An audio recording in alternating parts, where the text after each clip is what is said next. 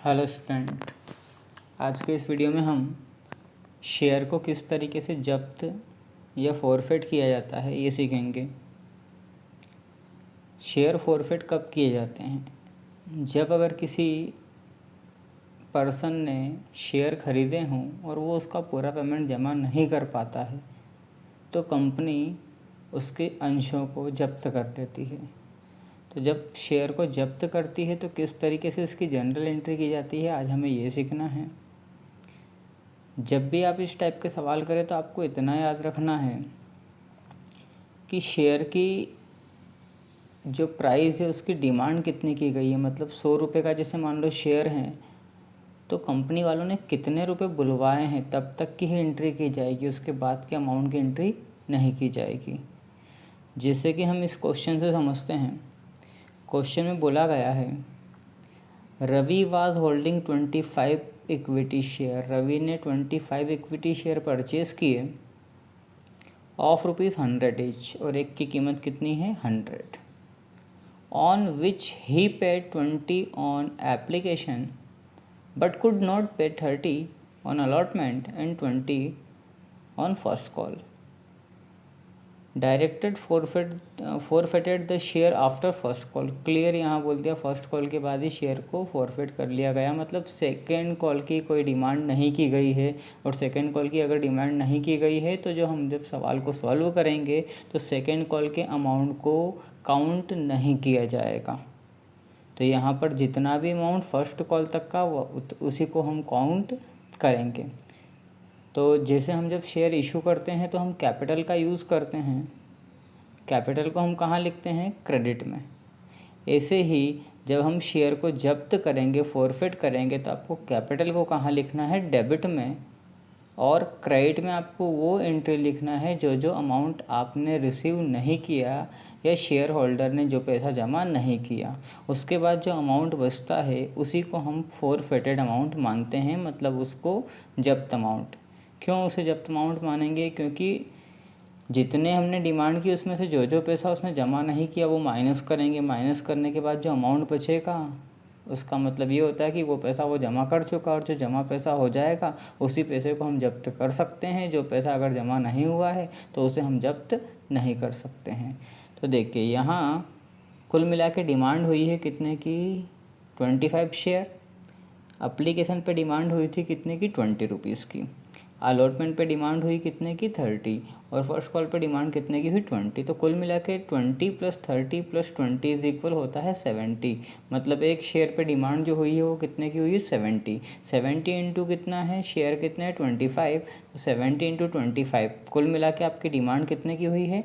1750 रुपये की। मतलब कितने रुपए आपको जमा करने थे? 1750। कंपनी वालों ने कितने रुपए जमा करने का बोले? 1750। अब आपको क्रेडिट में पहले वो एंट्री करना है जो जो पैसा आपने जमा नहीं किया।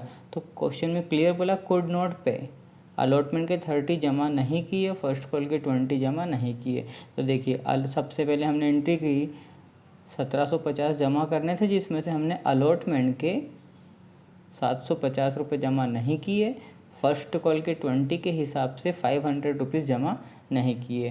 तो अलॉटमेंट का भी हो गया, फर्स्ट कॉल का भी हो गया। उसके बाद सेकंड कॉल की तो यहाँ एंट्री होगी नहीं, क्यों? क्योंकि डिमांड नहीं हुई है। तो अब जो पैसा बचा है उसका मतलब वो जमा हो चुका है, और जो जमा होगा उसे ही हमें क्या लिखेंगे? फॉरफिटेड। तो कुल मिला के डिमांड 1750 की हुई, जिसमें से 750 अलॉटमेंट का जमा नहीं हुआ। कितना बचा? 1000। 1000 में से 500 फर्स्ट कॉल के जमा नहीं हुए तो बचे कितने? 500। मतलब हम 500 रुपये को क्या करेंगे? जब्त करेंगे। या तो आप इस तरीके से देख सकते हैं कि कितने जब्त होंगे, या ये भी देख सकते हैं कि उसने अप्लीकेशन के कितने जमा करे थे? 20।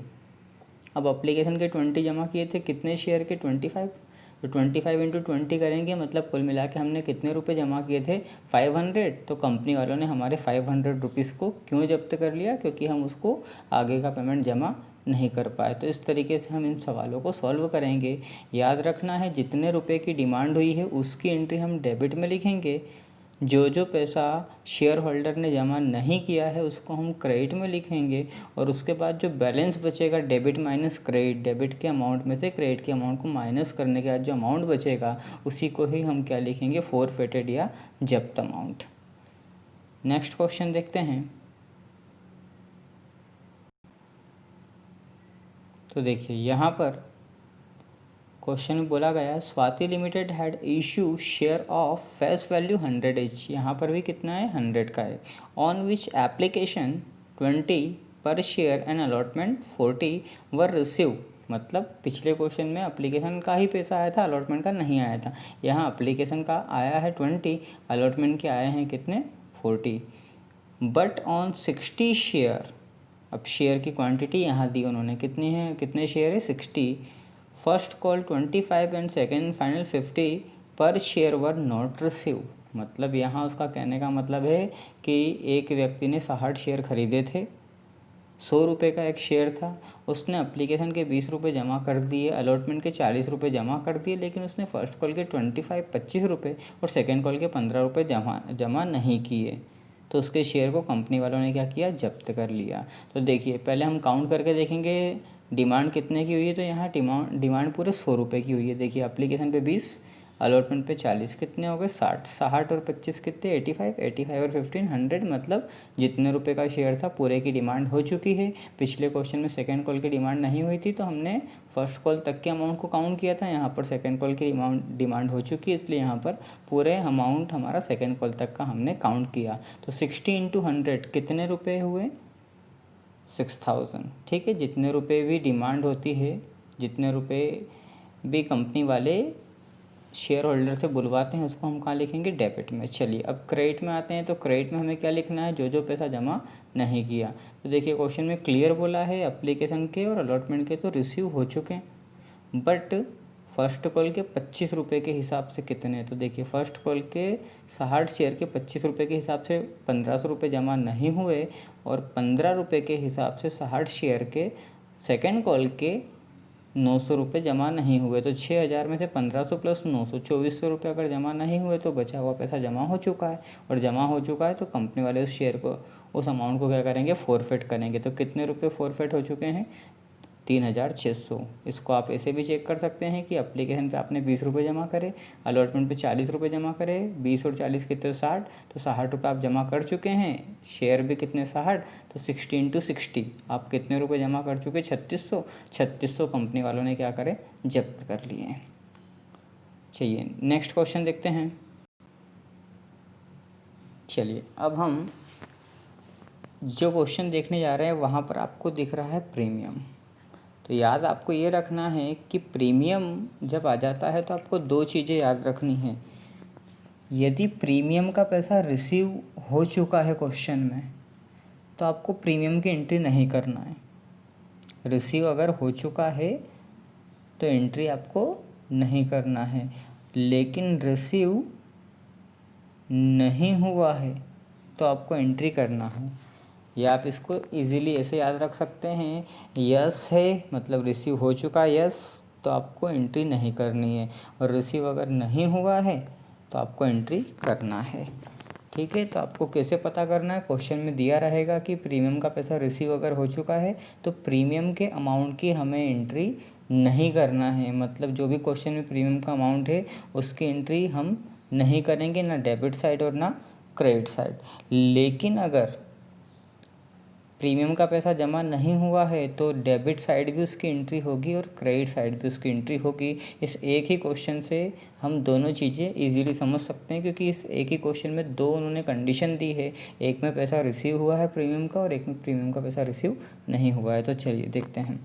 उन्होंने बोला है 100 रुपीज़ का शेयर है, 10% क्या है, प्रीमियम है।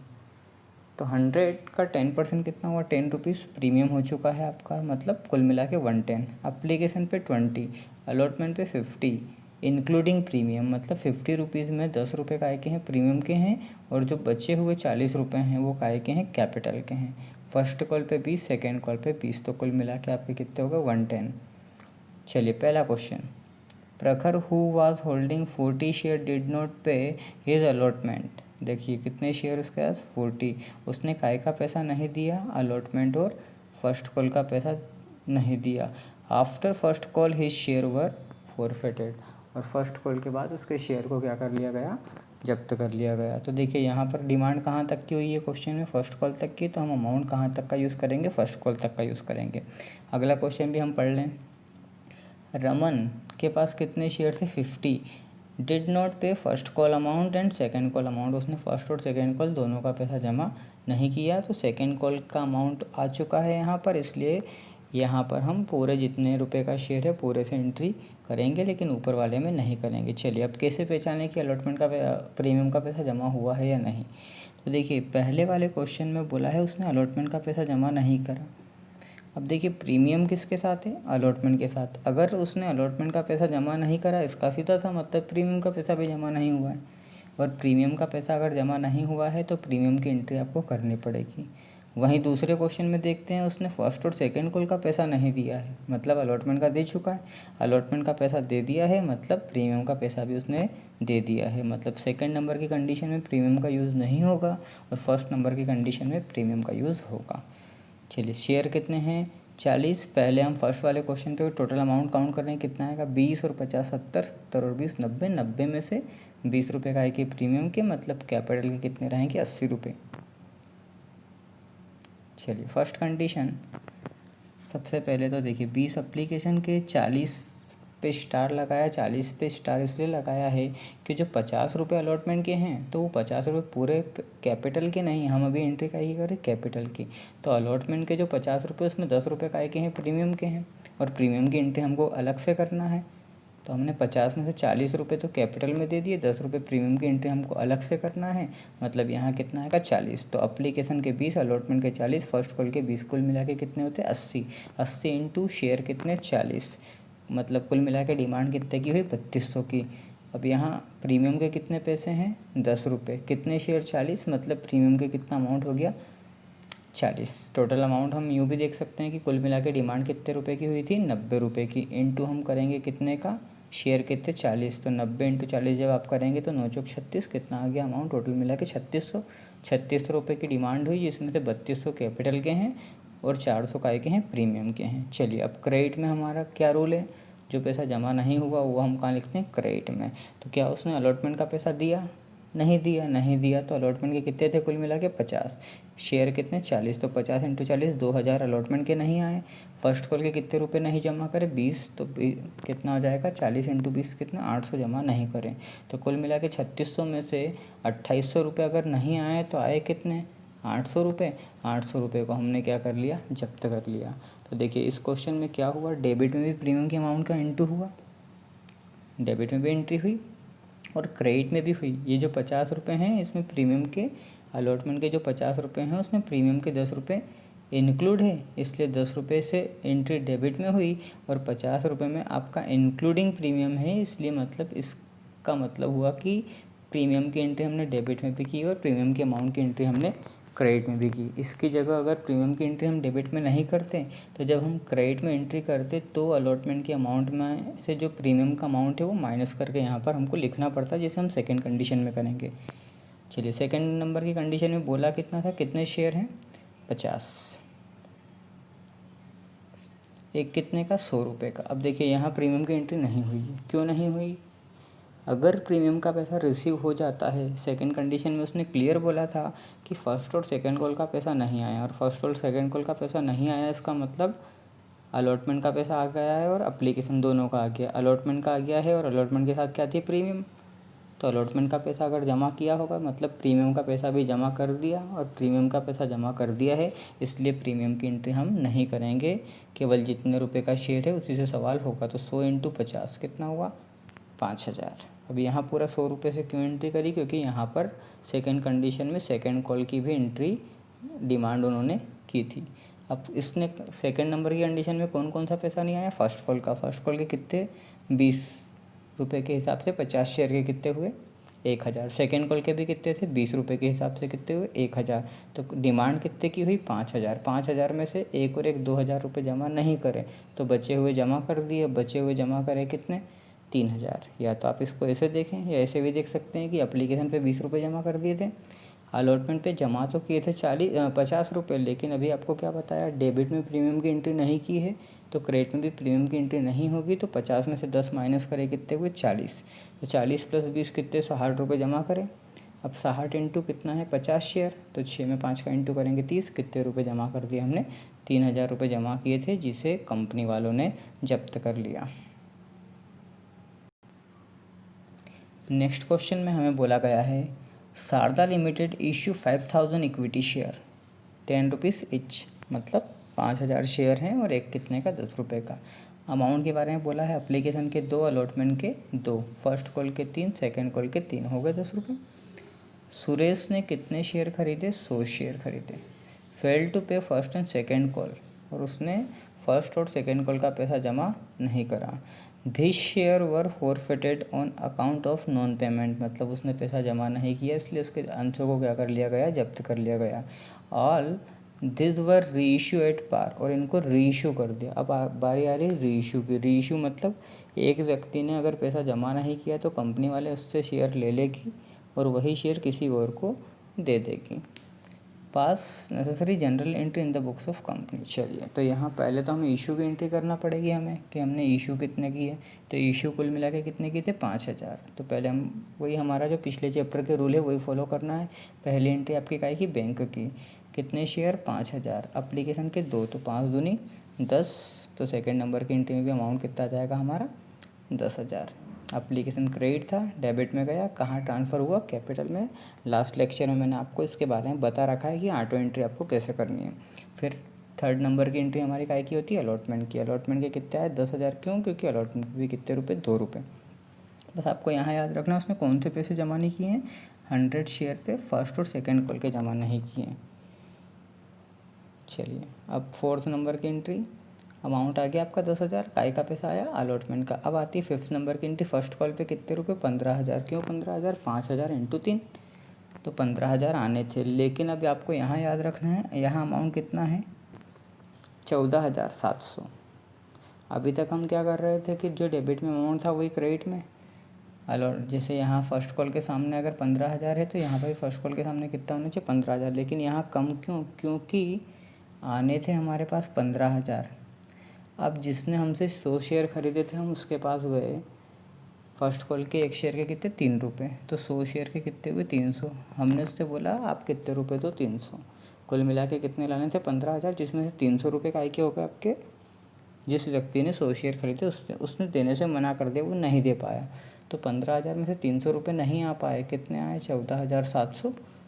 तो जितना पैसा आएगा वही हम बैंक में जमा कर पाएंगे। तो बैंक में हमारे कितने रुपए आए? 14,700। तो आपको याद रखना है, अगर कोई पार्टनर, अगर कोई शेयर होल्डर पैसा जमा नहीं कर पाता है तो जिस व्यक्ति ने पैसा जमा नहीं किया, बैंक वाली एंट्री में आपको वो अमाउंट माइनस करके लिखना है। चलिए, इसी के आगे देखते हैं।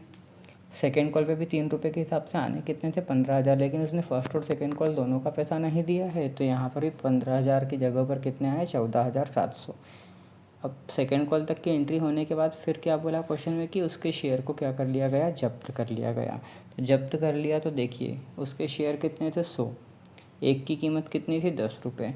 तो 100 इंटू 10 कितना हो गया? 1000। 1,000 रुपये की डिमांड उससे हमने की थी, लेकिन उसने कौन कौन सा पैसा नहीं दिया? तो जो हमने ऊपर माइनस किया था वही उसने पैसा नहीं दिया। तो उसने कितने रुपए नहीं दिए? फर्स्ट कॉल के 300, सेकेंड कॉल के 300। तो 300 और 300 600 रुपये नहीं आए। तो बचे कितने? 400 रुपये। तो 1,000 में से 600 रुपये जमा नहीं हुए हैं। 300 फर्स्ट कॉल के जमा नहीं हुए, 300 सेकेंड कॉल के जमा नहीं हुए, मतलब 400 रुपये जमा वो कर चुका है। तो इस तरीके से हमने कितने रुपए को जब्त कर लिया है? 400 रुपये को जब्त कर लिया। ये तो हो गई जब्त करने की एंट्री। अब उसने बोला है इन्हीं शेयर को जब्त करके किसी और को रीइश्यू करते जितने का शेयर था उसी में। तो याद रखना, जब भी हम शेयर को रीइश्यू करेंगे तो वहाँ एप्लीकेशन अलॉटमेंट फर्स्ट कॉल का अलग अलग एंट्री नहीं होगी, सीधे आपको एक ही एंट्री याद रखनी है, bank account debit to share capital account. Bank में पैसा वो यहाँ पर जब भी रीइश्यू शेयर करते हैं तब उसको अलग अलग टुकड़ों में पैसा देने का नहीं बोलते, एक ही बार में पैसा जमा करने का बोलते हैं।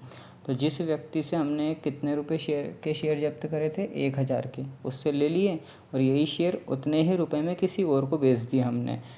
तो कितने रुपए आ गए बैंक में हमारे पास? वापस आ गए कितने? 1,000।